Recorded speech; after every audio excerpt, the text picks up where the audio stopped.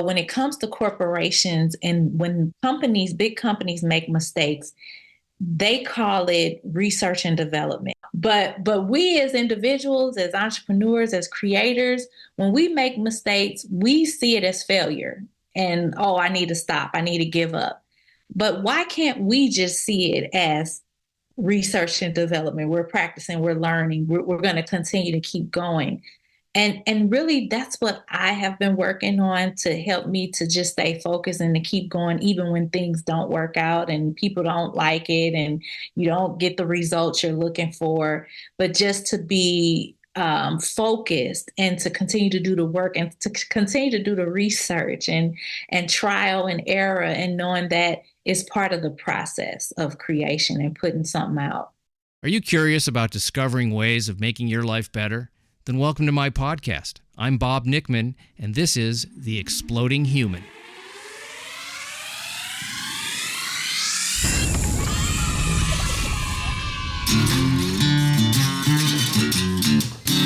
Listen in while I talk with all kinds of people in the fields of personal growth, health and healing, alternative therapies, psychology, spirituality, environment, and the future. I'm looking for those answers that make life better for everyone. You'll meet cutting-edge practitioners, doctors, artists, filmmakers, business people, and those who have overcome challenges. The brave, the curious, anyone who is out there helping us humans to explore, expand, and explode. Hey, welcome to The Exploding Human. My name is Bob Nickman. My guest today is RAINIE HOWARD. She is a renowned best-selling author, a speaker, and a leader in personal development. We're going to be talking about her own personal path to becoming someone who over the last 17 years has helped millions of people worldwide. Her powerful teachings on self-love and emotional healing and relationship building is something that she speaks to with great experience and has been on Fox, NBC, and ABC. To put it simply, RAINIE's mission is to help people awaken their inner potential, encourage them to embrace their unique strengths, and lead empowered, purposeful lives. So here she is. This is RAINIE HOWARD. RAINIE HOWARD is here from St. Louis. I'm in Los Angeles. We were having a little pre-conversation. Very enjoyable. What a great person she is, I can tell already. She helps people with all kinds of wonderful interpersonal issues, and maybe not even issues, just how to lead a better life. Emotional intelligence is one of the topics we're going to cover. Getting along with other people. Interpersonal relationships seem to be the source of the greatest joys and the biggest heartache in life, other than sort of maybe a physical suffering. But, getting along with other people and staying true to yourself, I think that is really what we're going to be talking about. What do you think of that? Is that a good arena to start in? I think it's perfect. I'm excited about our conversation. Yeah. So you do this all day long. You help tons of people. You have seminars and symposiums. That's one of my favorite words, symposium. I don't know what it is, but I just like the word. I do know what it is. Oh, okay. So, but how did you get into this, helping people to express themselves and communicate with each other and get along and grow? How did this happen? How did you, where did the curiosity come from? I have been really into journaling for a long time. It started as a teenager, actually, and it has been therapeutic for me. And so in the midst of me journaling, it turned into blogging and writing and just connecting with people, sharing my intuitive thoughts. And the more I did that, the more I began to build an audience and build a community around topics that are focused on personal growth, relationships, advice. And it was just an evolution of just me connecting with people and writing and just being curious on how I can grow individually with my mental health, and just from having other mentors and following other authors. I was inspired to share the information I was learning. And that led to me coaching and consulting. And so now today, after writing and publishing 9 books and having an e-commerce business online, having a social media following of over 180,000 people. It just grew to where it is today. What I'm getting from what you just said, you listened to your inner voice that was talking to you, your intuition. You said, I'm curious about these things. I'm just going to start doing it. And you didn't think about a business. You didn't think about coaching. You didn't think about any of that stuff. You just said, I'm going to do what interests me. Yeah, exactly. So you took your curiosity, which is my favorite basis to start anything. You know, I was always curious about certain things and I would do them. Whether I was good at it or not, I didn't care. Uh, you know, some stuff I wasn't that good at and I stopped. Some stuff I wasn't that good at and I kept going and I got better at it. So you had this curiosity to find out, you know, the big question really is, who are we? Why are we here? And what are we supposed to be doing with our time and how we relate to other people? People seem to respond to that. The thing about what you're talking about, there are some people that are a little bit afraid of those things and they will try to stop you from doing those things, or they'll find it odd. You know, it never stopped me from being curious, but I know that I have encountered certain people, and I know that people that want to do things encounter a certain amount of blowback, negativity, whatever you want to talk about. And I'm sure that's part of what you coach people on. Like, how do you deal with that? You know, what is the best? I mean, I know how I do it, but I'm a little more caustic with people that try to stop me. I just say, don't try to stop me. Exactly. You know, I agree. Not only people, but I feel like it's our own thoughts and our own fears that stop us even more than another person. Just the belief in, okay, I can actually do this. And sometimes you've never seen it done before. Like, you've probably seen some people who have become authors and who have done certain things, but you're not always exposed to these people. They're not in your backyard. They're not always, you know, your family or your friends. And so you have to really do some work to put yourself around like-minded people and people who are who have accomplished some of the things you want to do. But I really believe just our fears, because we have identified ourselves to be a certain way.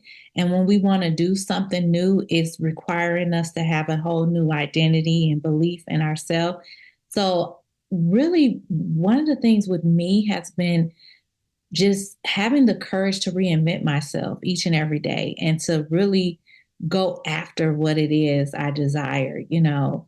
And I think that really takes me just seeing life as an adventure, you know, and not getting caught up in the day to day routine of things being the same, but just being able to go after something new. Well, I think you really hit on the core of all the things that stop us, which is some kind of a fear. And I like to ask myself when I'm afraid, which is, you know, what am I afraid of? And then the next question is, well, what if that did happen? I'm afraid somebody's not going to like me. Let's just say that. That's a big one for people. Okay, well, what if that person or people don't like you? Then what's going to happen? Yeah. And then the next thing, you know, and it always comes down to, oh, well, then I'll be alone. And then I'll basically somehow be destroyed and I'll die. That's really what it comes down to. You think on a visceral level, it feels like death. Fear does, when you take it all the way down. But that never happens. Well, it happens once at the end, but it doesn't. Right. but there are those things, you know, but they feel so real, and and you know, a lot of it goes back to, I think, the family of origin of what, you know, you're taught that you can and cannot do because of, you know, where you come from and who you are, who we are historically as a family, and all, and those things are so limiting, but they're hard things to break away from. Yeah, because, you know, I really believe that as we move forward in what it is we desire, we're going to get that pushback from not only ourselves and our fear, but like you said, are they going to like me? Wanting to be accepted, wanting to be received. And sometimes you're going to find out that there are some people that won't agree and won't like everything you put out there and everything you create. And that's okay. That's just the sign that those aren't your people, or they're just not into what you're saying at that time. But I really have to, what I do is not focus on being liked all the time, or needing to be accepted or approved or validated by other people. But I really have a self-care practice that validates myself, which allows me to know that I'm enough regardless if someone, likes what I put out, Hmm. or supports it, or signs up for my program or whatever. I'm enough alone, and just me doing the work and being creative and continuing to move forward is enough. I actually heard someone say earlier, I was listening to, I can't even remember which podcast, or I listened to something earlier, and they said, when it comes to corporations and when big companies make mistakes, they call it research and development, Yeah. but we as individuals, as entrepreneurs, as creators, when we make mistakes, we see it as failure. And, oh, I need to stop, I need to give up. But why can't we just see it as research and development? We're practicing, we're learning, we're going to continue to keep going. And really, that's what I have been working on to help me to just stay focused and to keep going, even when things don't work out and people don't like it and you don't get the Yeah. results you're looking for. But just to be focused and to continue to do the work and to continue to do the research and trial and error, and knowing that it's part of the process of creation and putting something out. Well, when you think about when you're born, how much do you really know? I mean, you have an inner knowing of certain things, being a spiritual being, or an energetic being, whatever you want to call it. But beyond that, you don't really know anything. Everything is research and development from the beginning. That's Yes, all that it is. That's what school is. I mean, I don't that's know how so good of a true. job they do in that institution, but mixed results. Yeah, But that's all everything is. It's like, oh, well, I'm going to try this. right. And I many years ago, I was in an acting school, and the guy, and you do these exercises, these acting exercises, and the teacher, who I was quite extraordinary, he said, you come in here and you do these exercises and you fail, and you come back next week and you fail again, and the next week you come back and you try some stuff and it doesn't go that well, and because you come in here and you fail and you fail and you fail your way to success. That's how he put it. Mm-hmm. And I thought, yeah, that's exactly, I mean, Yeah, that can transpose to absolutely anything. exactly. And not being afraid of failure, because failure is only it's just giving us feedback and information on what we could do differently moving Yeah, forward. they're road signs. Yes, Yeah, but it's the thing that holds us back from even trying, just the belief, just the thought of it. Some people are just not willing to terrifying. even try. It's Yeah, terrifying. Yeah, but that's the visceral, unrealistic, or it's inaccurate. It's not a true thing, but it feels so bad. And I think that may be the difference between people that are successful, and I'm not talking about money. I'm just talking about successful at doing something, and the people that aren't is the right, ones that keep going when the things aren't going the way you want them to. Um, right. and, Yeah, and so I think that's probably a big piece of what your coaching is, that you're there as like an anchor for people to go, oh, I feel terrible because I tried this thing, it didn't work. I'm sure you get that call all the yeah. time. Yeah, I did. I took your suggestion. Now everybody hates Yeah. me. One of the biggest things with a lot of my clients come to me for relationship advice, and relationships are tough. Even when a person is in love, it can be tough to just go through, the challenges of learning another person, understanding another person, listening to another person, and allowing that person to be their selves, the part of them that may have flaws, the part of them that is imperfect, but accepting them and accepting each other.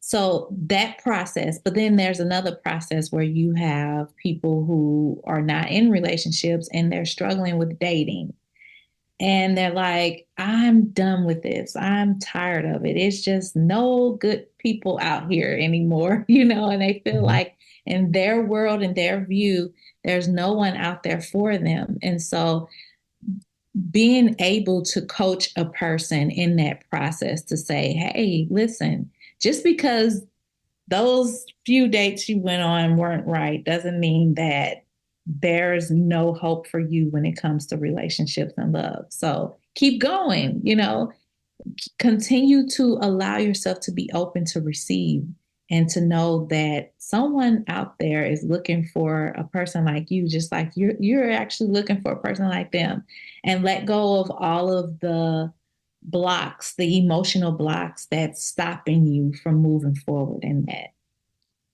Yeah, I'm sure that is, when you're in that mindset of there's nobody there for me, which I experienced, as a single person many decades ago.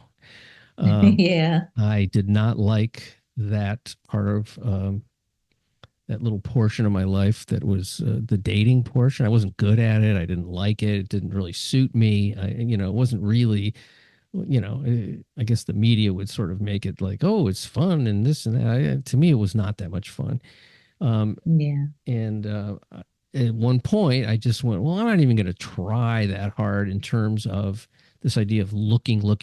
I'm gonna take the focus on back toward me and to do make myself a better person that I'm gonna like no matter what happens. And am I willing to go my entire life without that sort of idea of romantic lifetime kind of thing?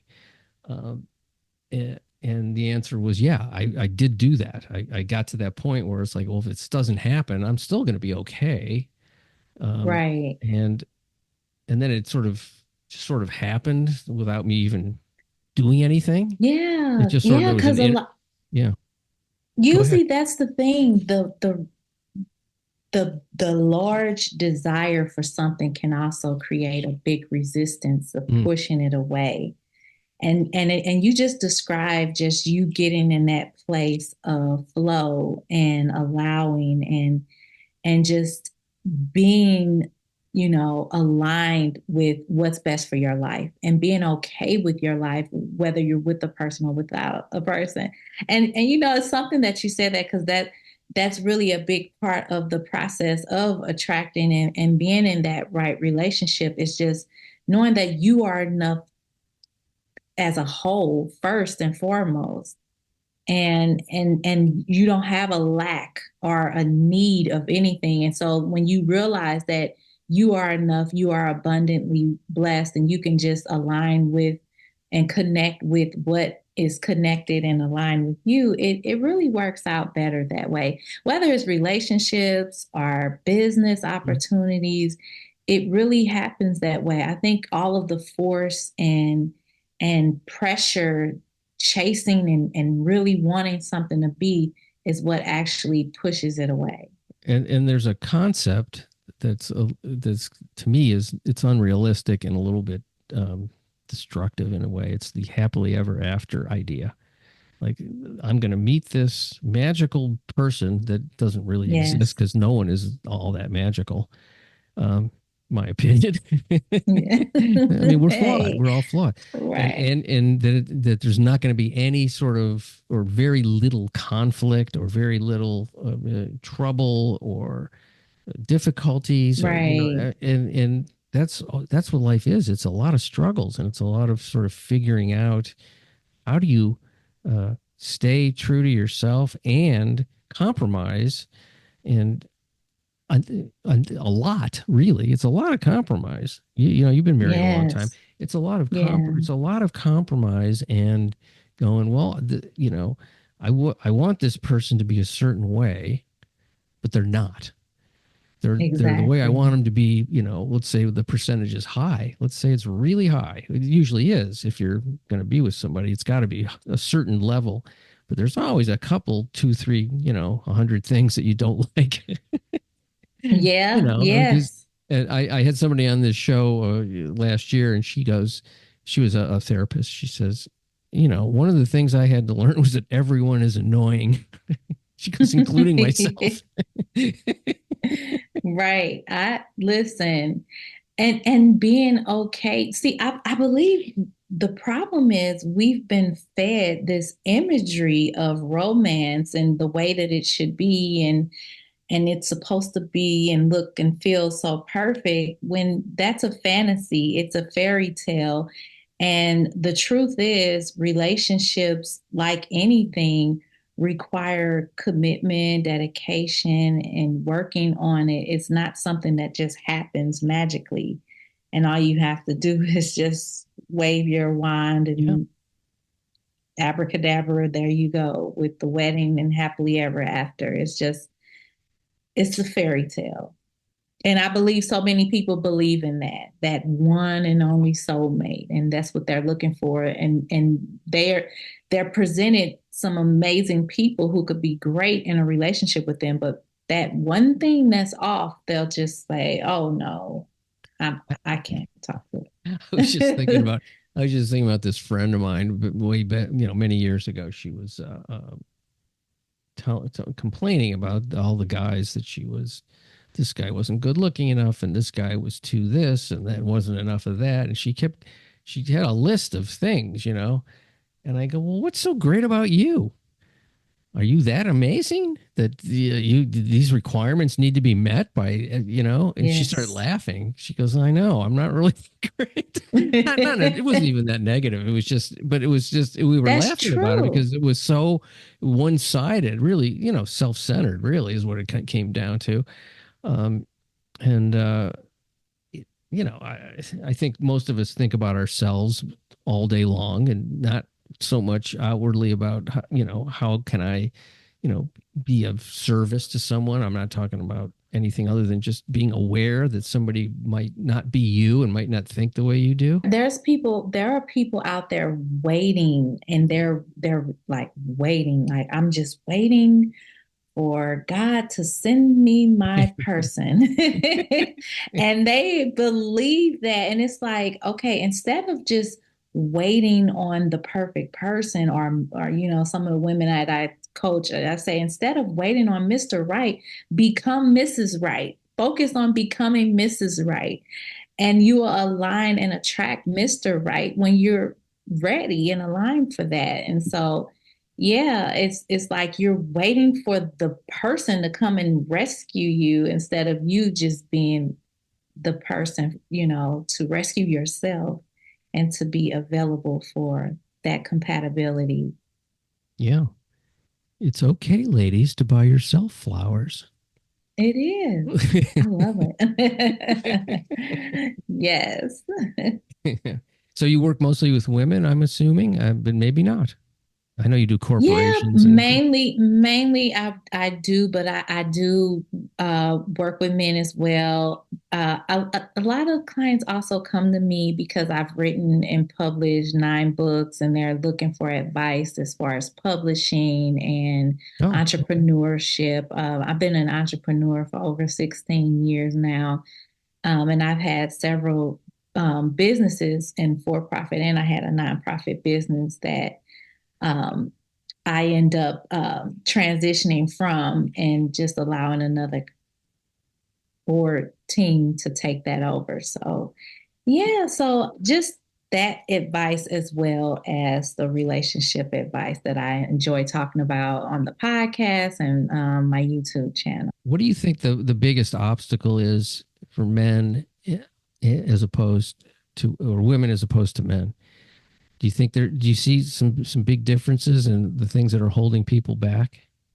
Oh, yeah, yeah. Several things are getting in the way. Just the way that the gender roles, as far as like how decades ago it was men were the breadwinners and women were the homemakers and took care of the children. And now that so much has shifted, we still have we now have women who are very, successful when it comes to business and working outside of the home, but a lot of them still desire a man to make more money and to have all of this taken care of, in addition to them being in a different role now and being more of the breadwinners, but they still have those same desires.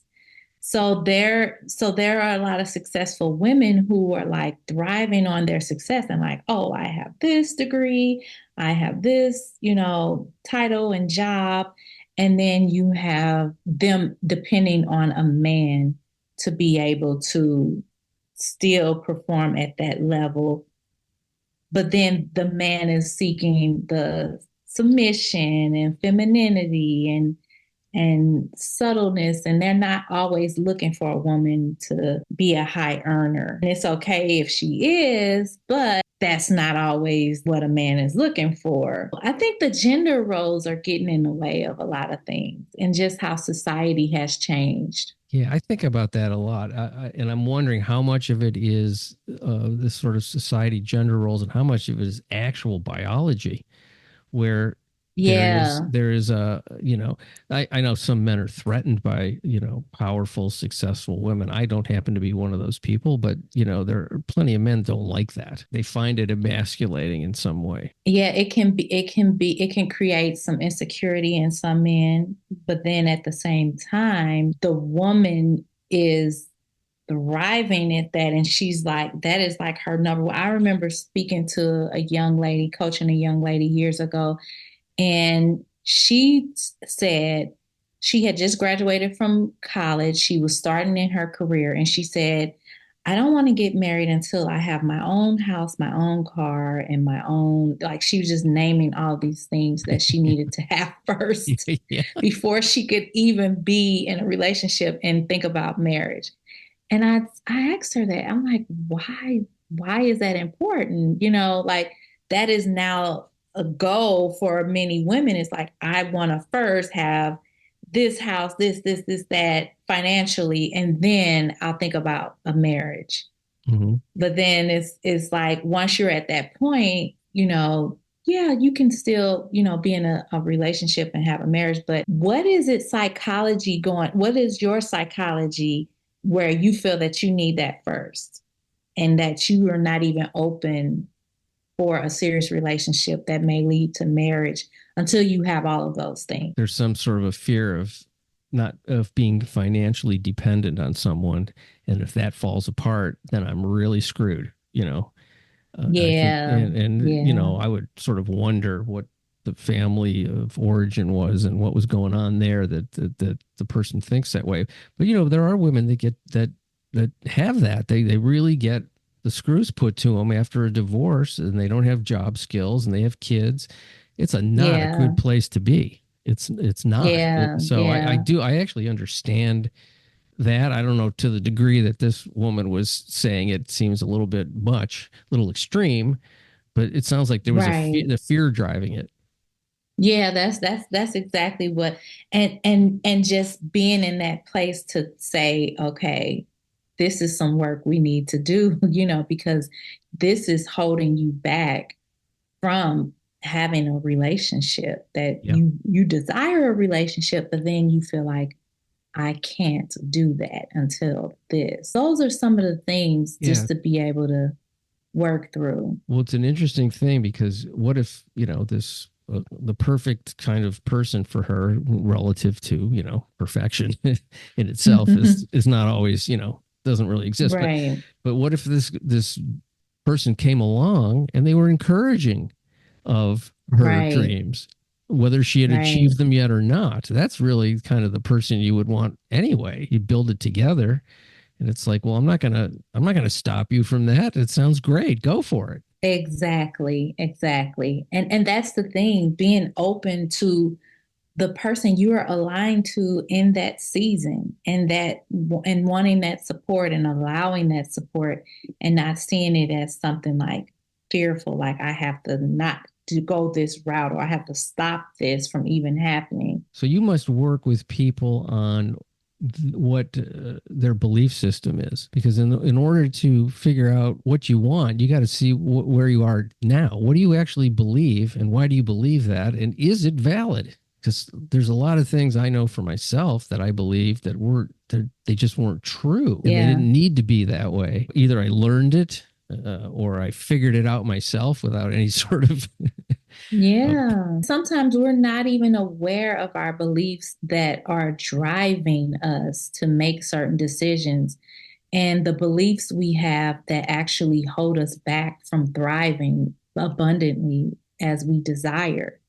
The very thing that a person really, really desires, there's fear behind that. Unpacking the fear starts with understanding the beliefs, because the beliefs are what drives that fear, the energy of fear. Mindset blocks, helping people to navigate beyond their emotional pain and fear and all of the things that will hinder them and hold them back on an energetic level. Because a lot of times they want things and they're just doing the work and actions, but there's so much blockage as far as the energy and just being able to thrive in your life when you don't do that emotional work, when you don't do the mindset work, which it starts there. And so that's where I start with my clients before they can thrive in the areas they want to thrive in, whether it be love,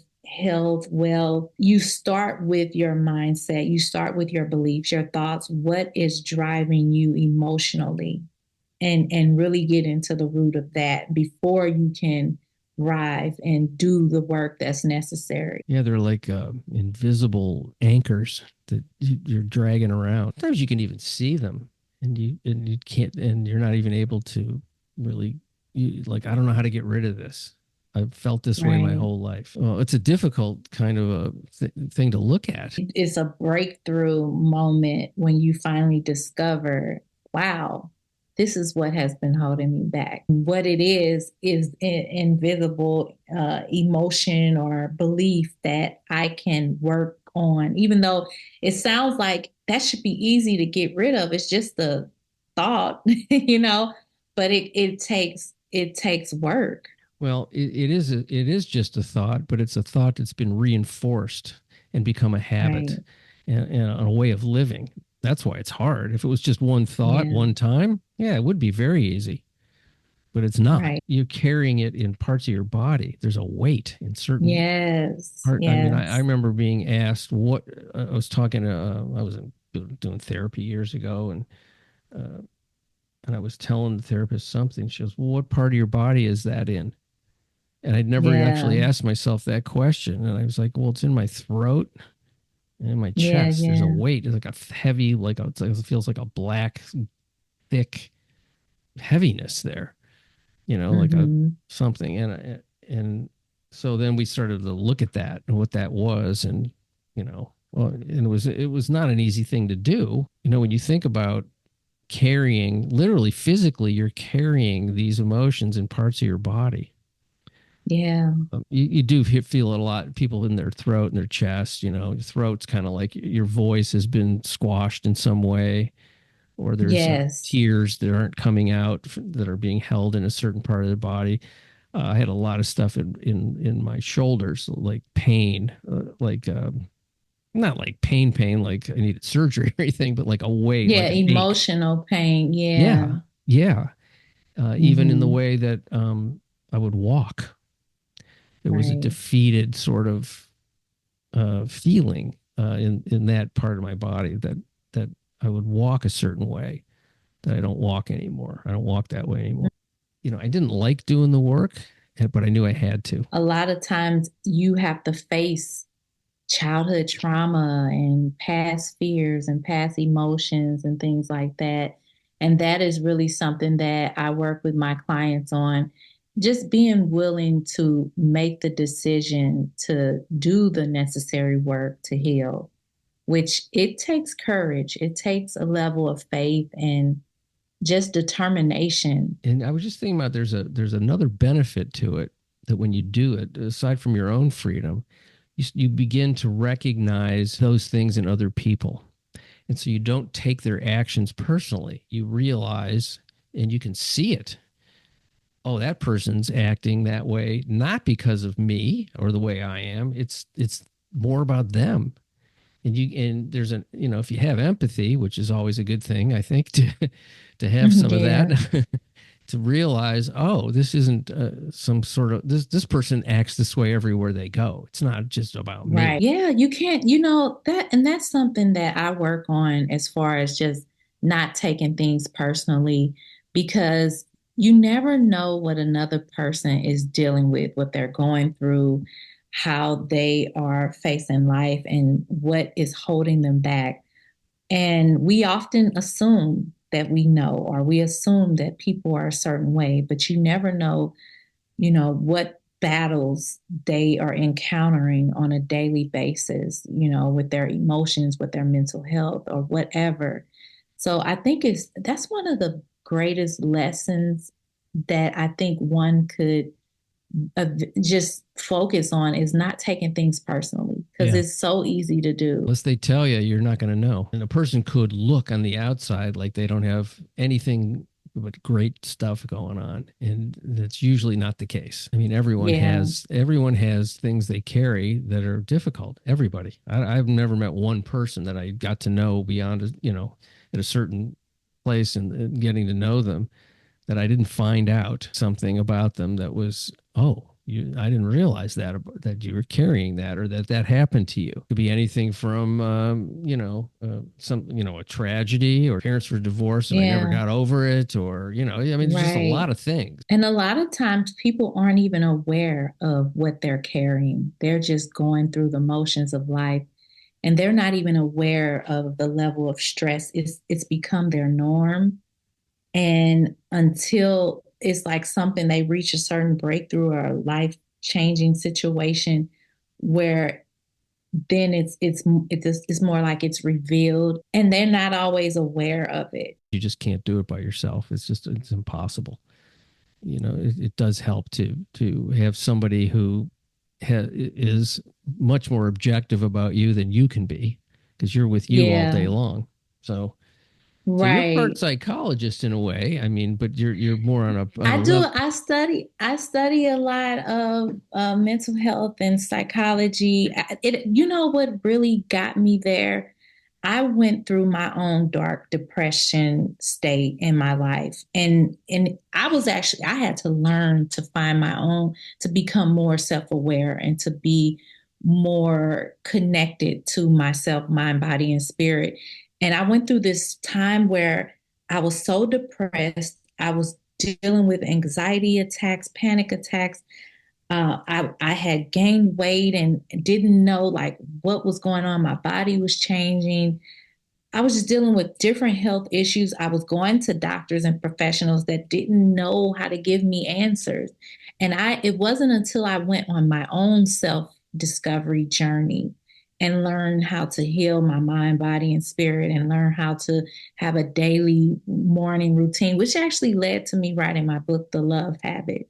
But having that morning daily routine, being committed to investing in my mind each day, investing in my mental health, my physical health, my emotional health.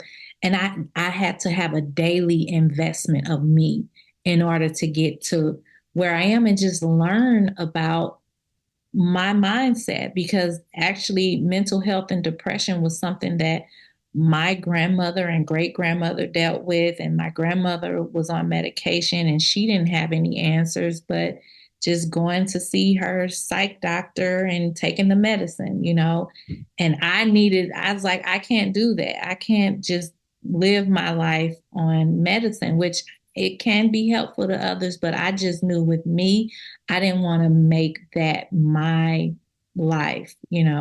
Yeah. And it really just, I had to become determined every day to just do whatever it was going to take to get healthy. And that's what led me on this journey.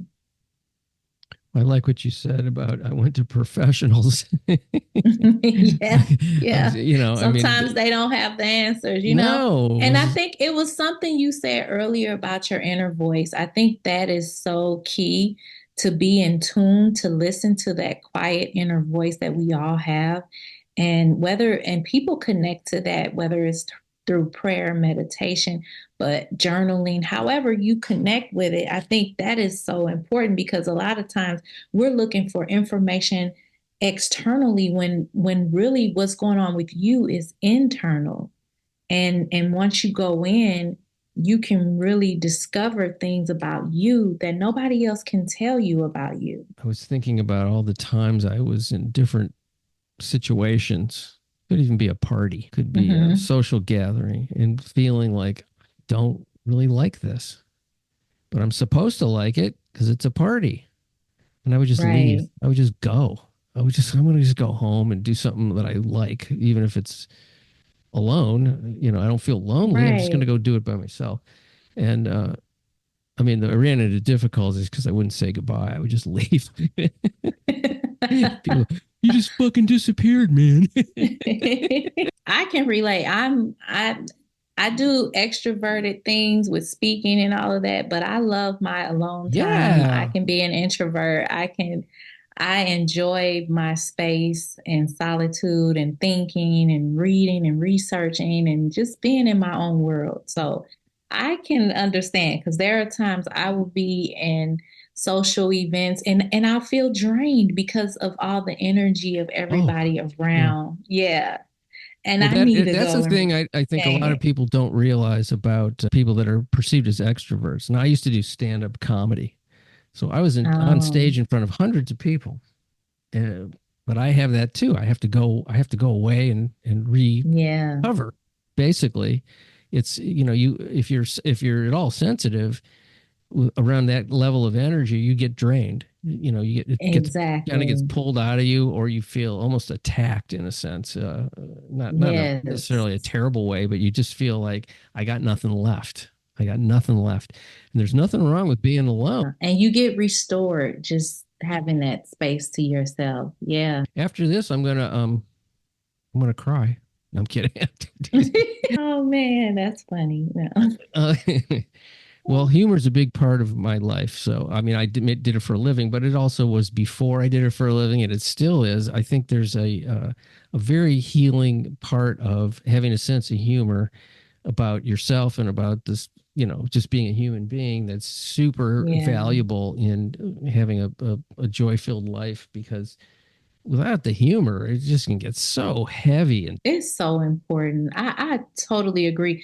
One of my favorite things I like to say is, don't take life too seriously and laugh, because it is medicine for your soul.